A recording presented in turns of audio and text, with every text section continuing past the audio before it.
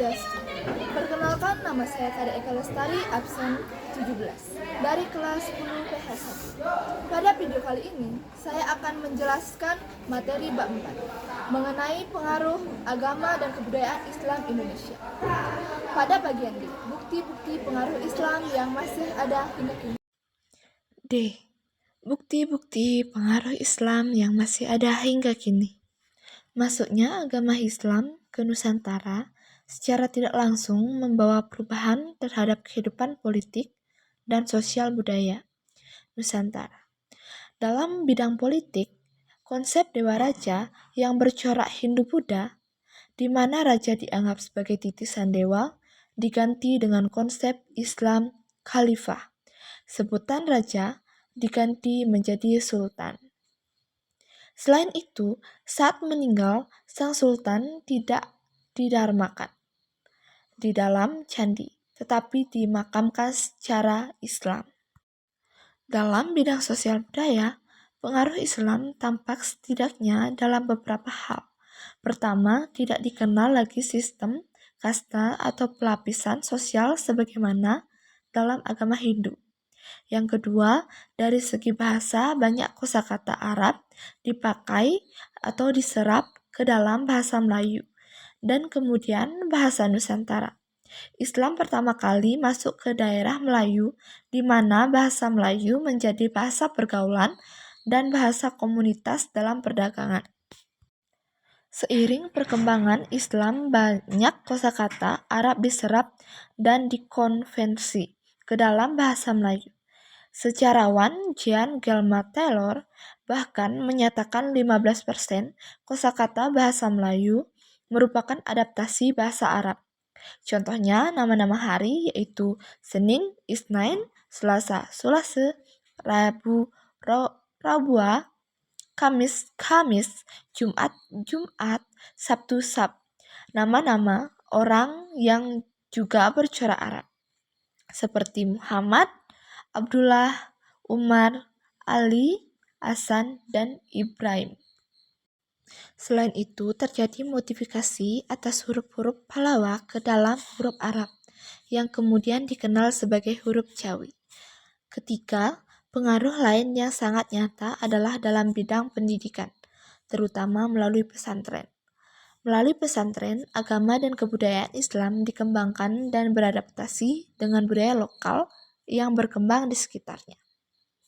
Keempat, dalam hal busana, ada jenis pakaian tertentu yang menunjukkan identitas Islam, seperti sarung, baju koko, kopiah, dan kerudung. Sementara itu, pengaruh lainnya adalah dalam hal seni bangunan, seperti bangunan makam, masjid, dan keraton. Masjid-masjid, bangunan, dan makam kuno menunjukkan adanya alkulturasi dengan bangunan pada masa Hindu-Buddha. Hal itu terlihat dari hal-hal berikut. Yang pertama, atapnya atap tumpang atau bertingkat yang jumlahnya selalu ganjil. Yang kedua, posisi masjid agak tinggi dari permukaan tanah dan berundak. Yang ketiga, ada serambi yang terdapat di depan atau di samping masjid. Yang keempat, terdapat kolom atau parit di bagian depan atau di samping masjid yang digunakan sebagai tempat untuk mencuci kaki. Yang kelima, adanya pawestren, yaitu ruang khusus bagi perempuan yang terletak di sebelah kanan masjid untuk mengikuti salat berjamaah. Yang keenam, memiliki denah berbentuk bujur sangkar. Yang ketujuh, makam-makam kuno diletakkan di atas bukit, umumnya terbuat dari batu yang disebut dengan jirat atau kicing. Di atas jirat terdapat bangunan rumah kecil yang disebut dengan cungkup atau kubah. Bangunan makam berbentuk persegi panjang dengan arah lintang utara-selatan. Yang terakhir ada bangunan keraton yang digunakan oleh keluarga sultan sebagai tempat tinggalnya. Biasanya didirikan di dekat alun-alun ibu kota dan menghadap ke utara. Dalam bidang seni sastra, pengaruh Arab dan Persia sangat kuat, namun tetap disesuaikan dengan tradisi setempat. Pengaruh Arab terhadap seni sastra biasanya berbentuk syair yang terdiri atas 4 baris dalam setiap baitnya. Adapun pengaruh Persia berbentuk hikayat, yaitu kisah perseorang yang diangkat dari tokoh-tokoh terkenal yang hidup pada masa itu, seperti hikayat Hang Tuah, hikayat Panji Semirang, dan hikayat Bayan Budiman. Jenis sastra lainnya adalah bapat, suatu karya sastra yang hidup dalam masyarakat tradisional dan lingkungan kebudayaan Jawa. Bapat sebenarnya termasuk jenis historiografi tradisional dengan ciri utama bercampurnya unsur sejarah dan dongeng. Contohnya, bapat Tanah Jawi, bapat Diponegoro, dan bapat di Cirebon. Dalam bidang seni rupa, para seniman masa itu ada kalanya membuat ukiran hewan atau makhluk hidup lainnya yang bentuknya sudah disamarkan. Sebuah teknik yang lazim disebut stilisasi deformasi. Teknik stilisasi digunakan karena ajaran Islam melarang melukis makhluk bernyawa dalam konteks menyembah berhala. Islam ke tanah Jawa misalnya mengubah bentuk wayang yang aslinya mirip anatomi manusia menjadi tidak lagi menyerupai tubuh manusia. Contoh lain stilisasi adalah patung naga di makam Sunan Giri, patung singa di kompleks pemakaman Sendang Duhur, Masjid Mentingan, Jempare, dan mimbar di Masjid Demak. Di Masjid Mentingan, Jepara terdapat stilisasi berupa bentuk kera yang disamarkan dalam rupa ragam hias flora. Pada masa perkembangan Islam, dikenal juga seni kaligrafi atau seni menulis indah yang memadukan seni lukis dan seni ukir, yang distilisasi dan menggunakan tulisan dalam bahasa Arab. Isi penulisan dalam kaligrafi umumnya bersumber dari ayat-ayat suci Al-Quran dan hadis, berfungsi sebagai hiasan, umumnya menampilkan pola daun, bunga, bukit, karang, pemandangan, dan garis-garis geometris. Seni kaligrafis biasanya banyak kita jumpai pada dinding-dinding masjid, menara, nisan kupur, dan lain sebagainya. Dalam bidang seni tari dan musik, pengaruh Islam tampak dalam 3 bentuk kesenian, yakni debus, saudati, dan syafin. Diyakini sebagai kesenian asli masyarakat Banten yang berkembang sejak masa awal Islam, semasa pemerintahan Sultan Maulana Hasanuddin 1532 sampai 1570. Kesenian debus yang sering dipertontonkan diantaranya membakar tubuh dengan api, menaiki atau menduduki susunan golok tajam, dan berguling di atas serpihan kaca atau beling. Tari Sauditi adalah nama tarian dari Provinsi Aceh. Sauditi berasal dari kata syahadat yang berarti si, bersaksi, dan pengakuan terhadap tiada Tuhan selain Allah dan Nabi Muhammad utusan Allah. Dalam tari Sauditi, para penari menyanyikan lagu tertentu yang isinya berupa salawat terhadap Nabi Muhammad yang berarti 8 karena permainan ini mula-mula dilakukan oleh 8 pemain. Sapin merupakan khansanah tarian rumpun Melayu yang mendapatkan pengaruh dari Arab, Persia, dan India sejak abad ke-13. Musik pengiringnya terdiri atas 2 alat yang utama, yaitu alat musik petik gembus dan 3 buah alat musik tebuh, gendang kecil yang disebut marwas. Sistem kalender juga mengalami perubahan dengan masuknya Islam. Pada masa Hindu-Buddha, digunakan sistem kalender dengan tahun Saka. Pada masuk Islam digunakan sistem kalender atau penanggalan baru dengan sistem hijrah. Kalender hijrah diawali dengan bulan Muharram dan diakhiri dengan bulan Zulhijjah.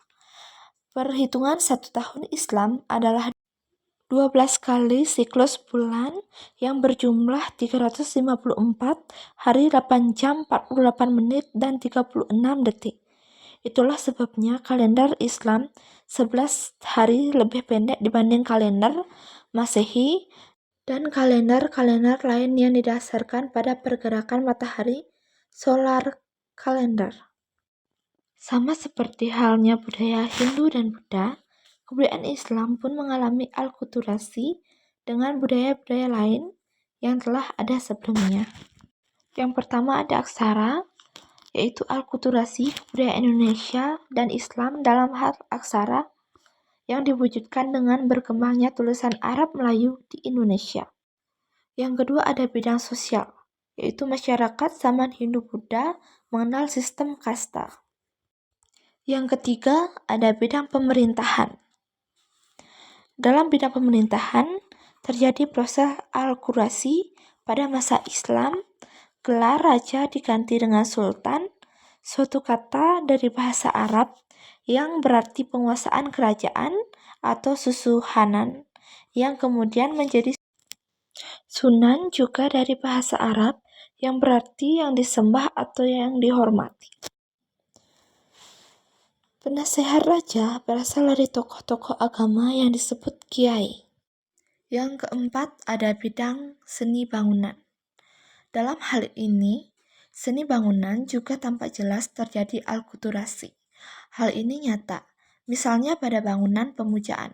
Kalau pada masa praksara, pemujaan terhadap arwah nenek moyang diwujudkan. Dengan bangunan punden berundak, pada masa Hindu-Buddha diwujudkan dalam bentuk candi.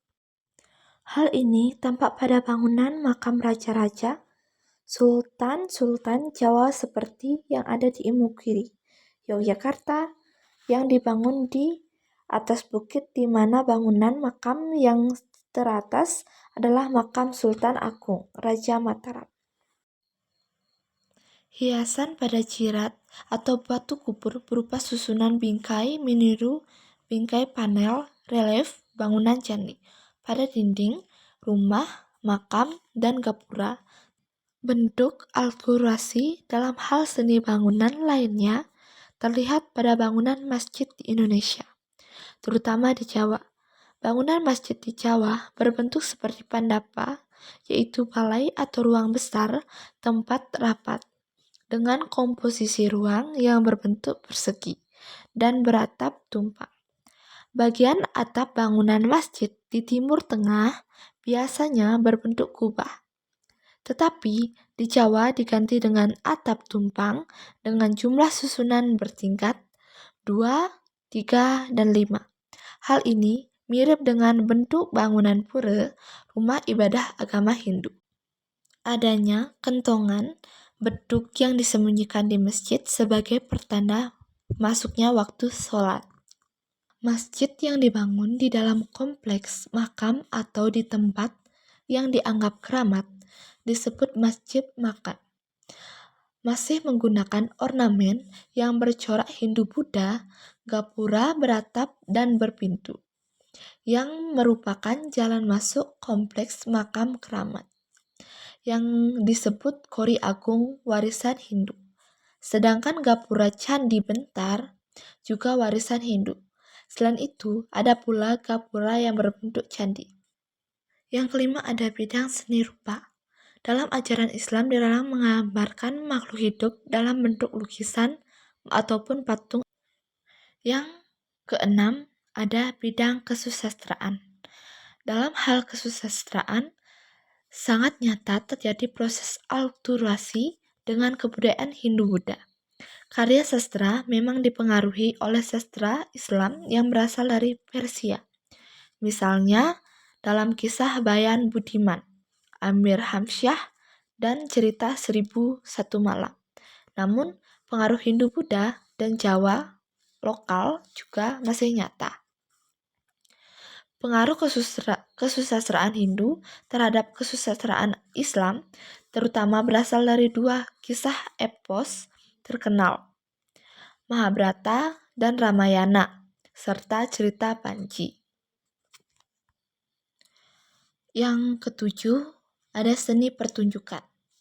Pada masa praksara, wayang atau pertunjukan bayang-bayang telah dilakukan sebagai salah satu media penghubung antara manusia dan roh nenek moyang.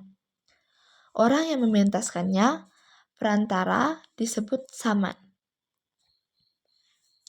Pertunjukan wayang biasanya diiringi gamelan yang berfungsi sebagai penghidup cerita dan wayang dimainkan oleh dalang. Yang kedelapan ada upacara. Akulturasi dalam hal upacara tampak pada upacara pernikahan, kelahiran, dan kematian. Pengaruh masa Hindu-Buddha juga sangat tampak dalam ritual kelahiran. Yang kesembilan ada sistem kalender.